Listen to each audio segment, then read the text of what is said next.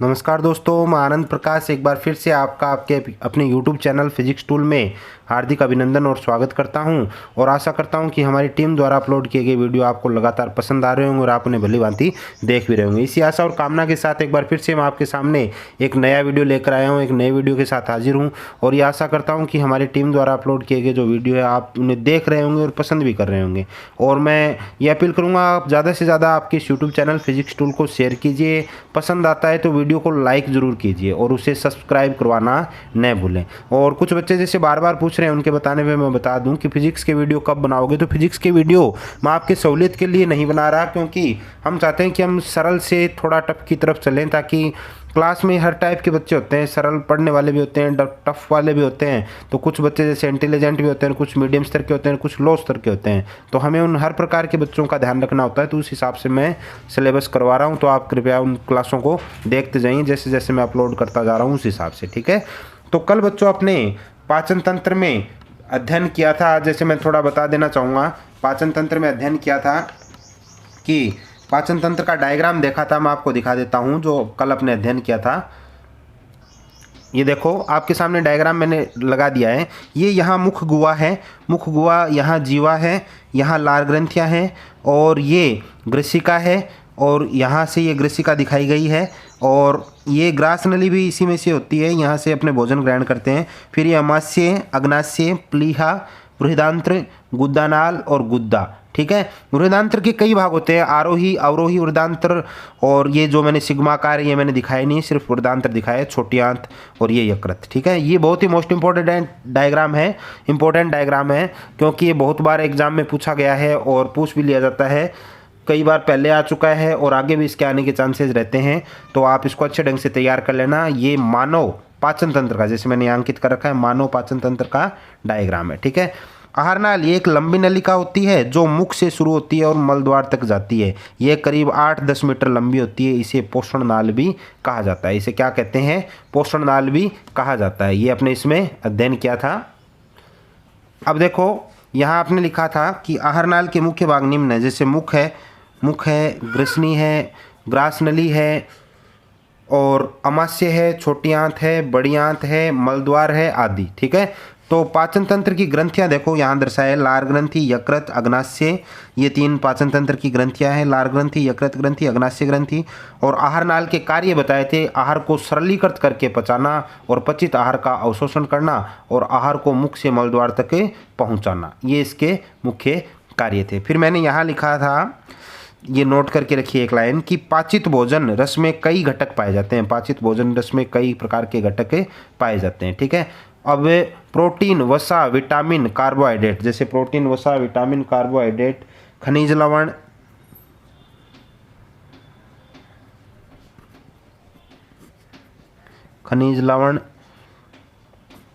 और इसके अलावा जल आदि, ठीक है। तो ये इसमें पाए जाते हैं। इन पोषक तत्वों को आहार नाल के विभिन्न घटक विशेष कोशिकाओं की मदद से अवशोषित करते हैं। तो इनको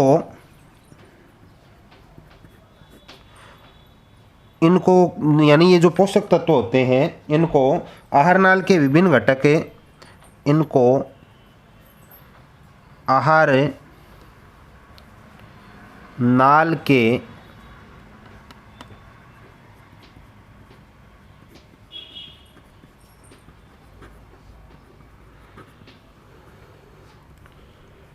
विभिन्न घटक, आहार नाल के विभिन्न घटक विशेष कोशिकाओं की मदद से, विशेष कोशिकाओं की मदद से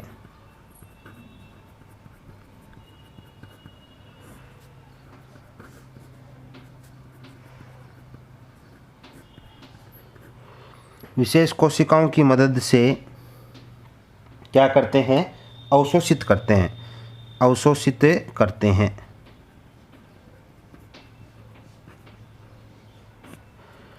अवशोषित करते हैं।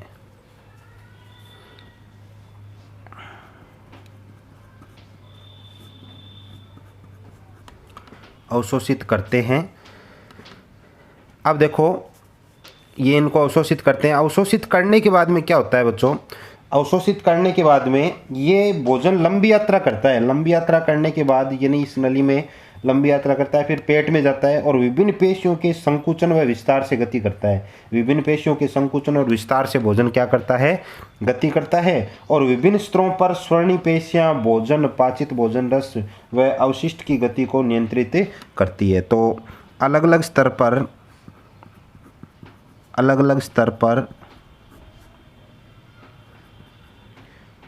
स्वर्णी पेशियां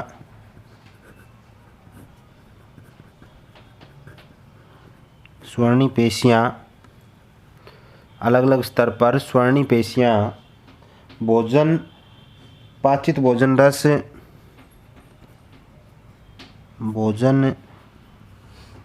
पाचित भोजन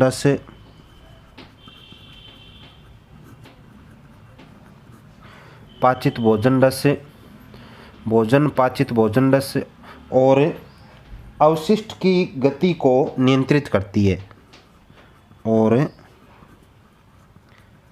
अवशिष्ट की गति को नियंत्रित करती है।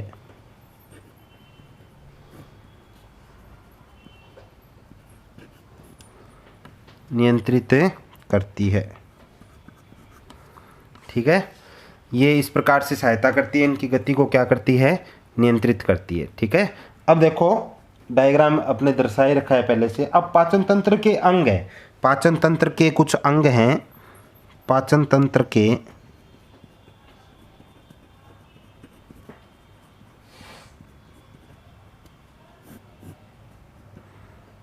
अंग, तो इसमें देखो पाचन तंत्र के कौन कौन से अंग हैं। पाचन तंत्र में एक तो जैसे मुख है, इसका क्या कार्य है, जैसे बता रखा है आपको कि मुख जो है, पहले हेडिंग लगा देता हूँ। 1 नंबर आता है इसमें मुख। 1 नंबर क्या आता है इसमें, मुख। मुख में देखो इसमें क्या होता है कि यह आहार नाल का अग्रभाग मुख से प्रारंभ होकर, आहार नाल का अग्रभाग मुख से प्रारंभ होकर मुख गुहा में खुलता है। यह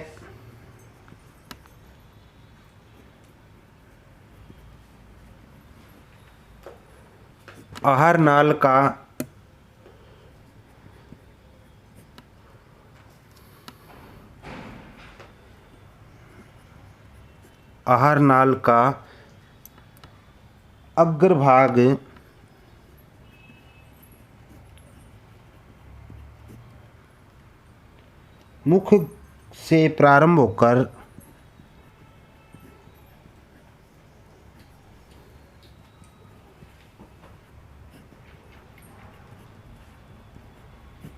मुख से प्रारंभ होकर मुख गुहा में खुलता है।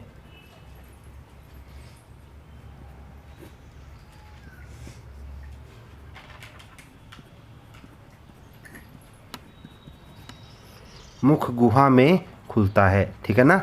आहार नाल से प्रारंभ होकर मुख गुहा में क्या होता है, ये खुलता है, ठीक है ना। तो ये इस प्रकार से काम करता है।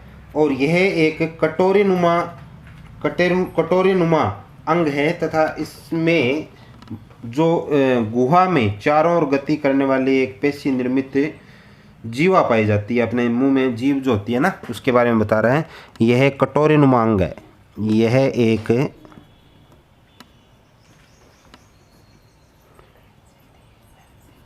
कटोरी नुमा अंग है। ये किस प्रकार का अंग है, कटोरी नुमा अंग है। इसमें गुहा में चारों ओर गति करने वाली एक पेशी निर्मित जीवा पाई जाती है। और इसमें एक पेशी निर्मित क्या पाई जाती है, जीवा भी पाई जाती है। तो ये कटोरी नुमा अंग है, ठीक है। और इसमें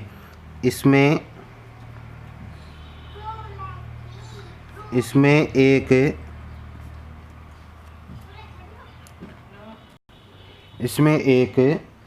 पेशी निर्मित, पेशी से बनी होती है जीव, पेशी निर्मित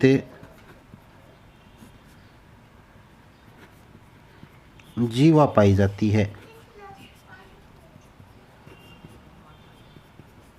पेशी निर्मित जीवा पाई जाती है। जीवा मुख्य गुहा के पृष्ठभाग में आधार तल से यह फ्रेनुलम लिंगुअल या जीवा फ्रेनुलम के द्वारा जुड़ी रहती है। ये सीधा ही लिख देता हूँ मैं, यह फ्रेनुलम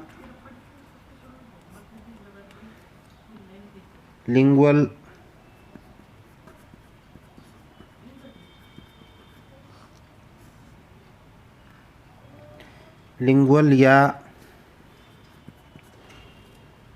जीवा फ्रेनुलम के द्वारा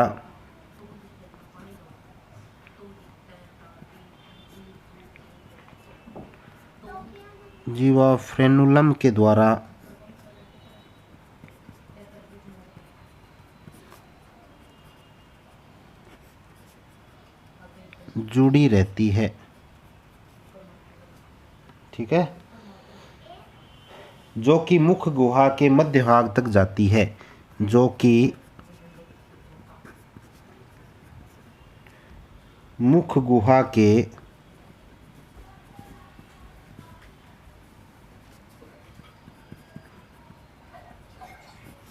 मध्य भाग तक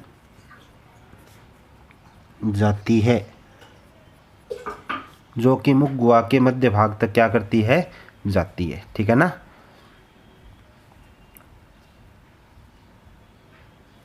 अब देखो इसमें क्या होता है कि मनुष्य में दांत जबड़े में होते हैं। ये आपको पता है कि मनुष्य में दांत जो है वो जबड़े में पाए जाते हैं, जो एक विशेष प्रकार के सांचे में रहते हैं। मनुष्य में जो दांत है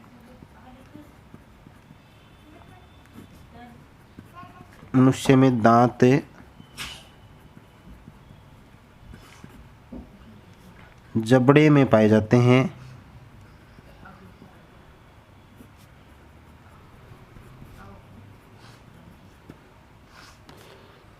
जबड़े में पाए जाते हैं, जो कि विशेष सांचे में स्थित होते हैं। इसे मसूड़े कहते हैं। इसे मसूड़ा कहा जाता है।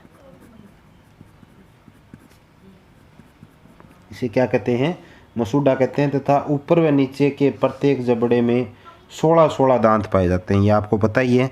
वह ऊपर व नीचे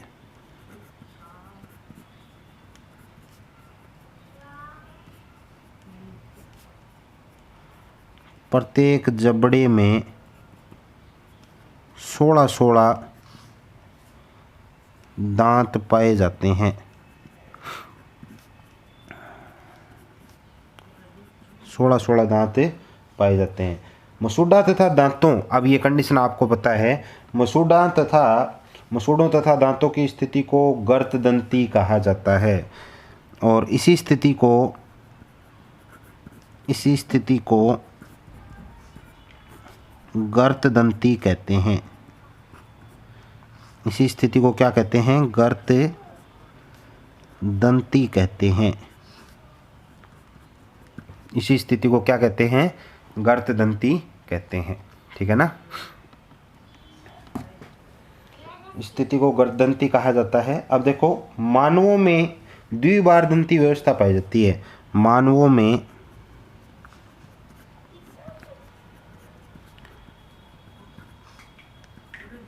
द्विबारदंती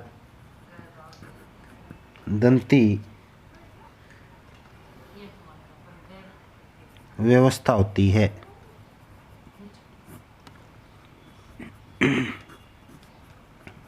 व्यवस्था पाई जाती है। अर्थात पूरे जीवन काल में 2 प्रकार के दांत आते हैं। ये आपको पता है ना। जैसे बच्चों में दूध के दांत बोलते हैं, तो दूध के दांत आते हैं। पूरे जीवन काल में 2 प्रकार के दांत आते हैं, दूध के दांत बोले जाते हैं। ठीक है ना। तो पूरे जीवन काल में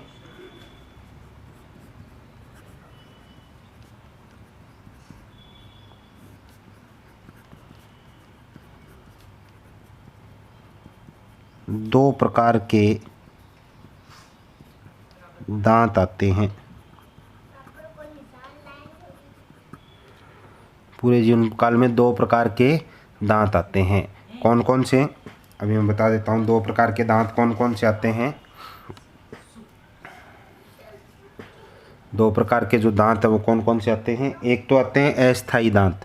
पहले तो कौन से आते हैं, अस्थायी दांत।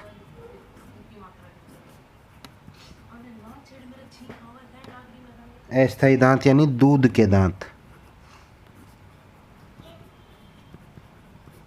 दूध के दांत। और दूसरा आता है स्थायी दांत।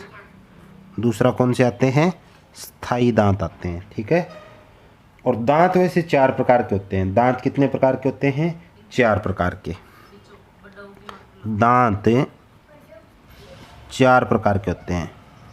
दांत पर प्रश्न भी आया था इस बार, दांत पर इस बार बोर्ड एग्जाम में क्वेश्चन आया था। 4 प्रकार के होते हैं। दांत कितने प्रकार के होते हैं, 4 प्रकार के होते हैं, ठीक है ना। दांत कितने प्रकार के होते हैं, 4 प्रकार के होते हैं, ठीक है। इस वीडियो में इतना ही मैं पेश करूँगा आपके सामने। शायद इसमें कैमरे में कुछ टेक्निकल प्रॉब्लम है जिसकी वजह से आपको अक्सर लेट दिखाई दे पा रहे हैं। तो अगले वीडियो में मैं आपके सामने एक बार फिर से हाजिर होऊंगा एक नई वीडियो के साथ। और इस वीडियो को आप देखना, अच्छे ढंग से समझना, और इस प्रकार से आप इस चीज़ को और अच्छे ढंग से क्लियर कर पाओगे। बार बार वीडियो देखोगे तो अच्छे ढंग से क्लियर हो जाएगा। और ज़्यादा से ज़्यादा आपके इस यूट्यूब चैनल को सब्सक्राइब करवाइए और हमारे साथ लगातार जुड़े रहिए ताकि आपको इस चीज़ का बहुत ज़्यादा से ज़्यादा फ़ायदा मिल सके। तो तब तक के लिए धन्यवाद।